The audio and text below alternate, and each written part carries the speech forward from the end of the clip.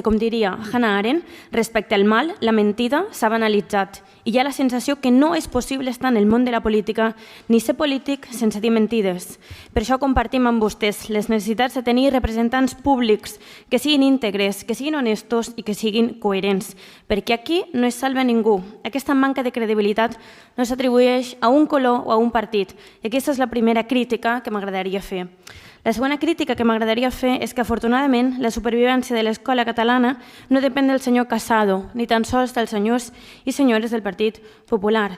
Qui juga un paper clau sí que és el senyor Cambray, senyor que, per altra banda, ni tan sols han esmentat en la moció ni en la intervenció.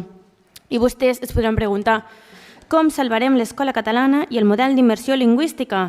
Doncs d'entrada el que podem fer és escoltar amb aquest professorat i amb aquesta comunitat educativa que va sortir a defensar els seus drets davant un conseller que no escolta.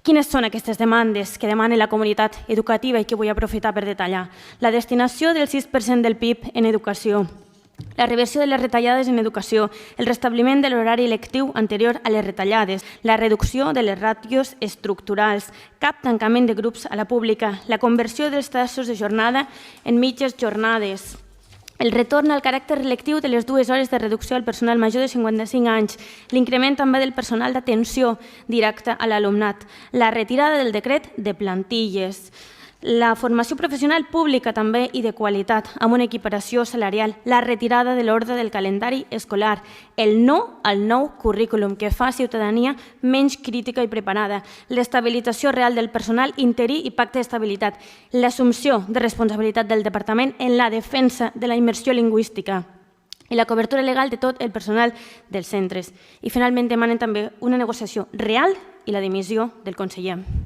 La comunitat educativa no va demanar, en aquest cas, la dimissió del senyor Casado per atemptar contra l'escola catalana. Per què? Doncs perquè entenem que nosaltres també les mentides i les barbaritats que aquest senyor ha arribat a dir són titulars sensacionalistes.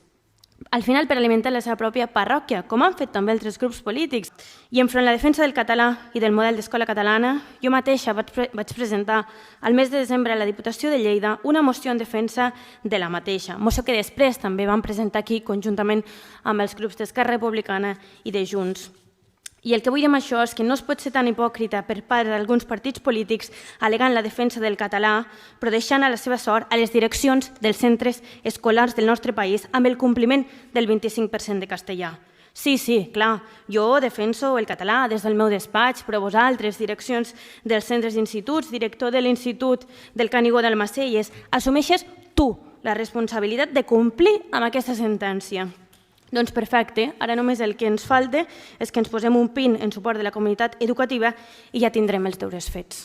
Així que nosaltres el que els podem dir és que en aquesta moció els demanem, sisplau, poder votar per punts. Gràcies.